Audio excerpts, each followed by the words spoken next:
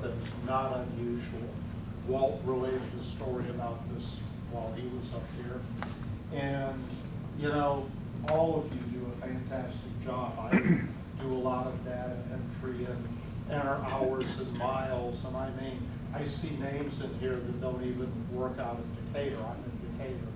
And I recognize the names and the service that you do. And Jim, well, he's a driver, obviously. But, you know, thank you, Jim. Harvey and Imogene, I mean, they do 2 runs a week for me every week. And Jan, I call on her all the time. But anyway, that's getting off the subject. Let me talk a little bit about Martha Zimmer.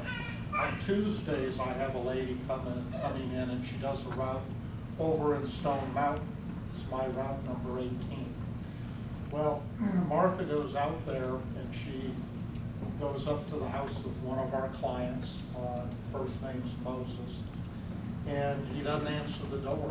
He doesn't answer the phone.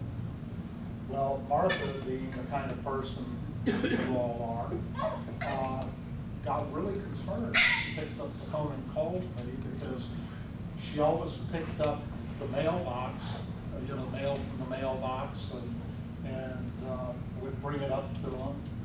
And he didn't answer the door or the phone. Well, she calls me, and I called Tiffany, and this is really the story of a chain of people, because, you know, Martha did what she thought was right in calling me.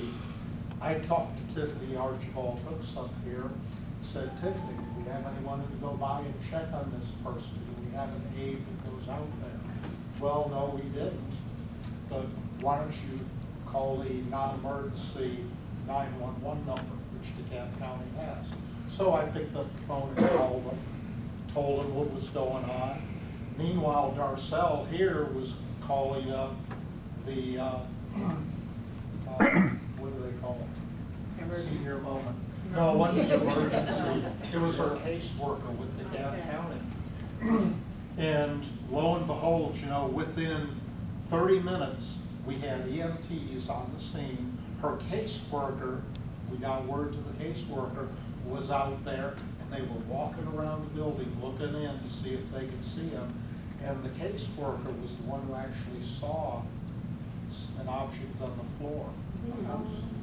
So the EMTs broke the door down, went in. He had been there for 3 days with no food or water.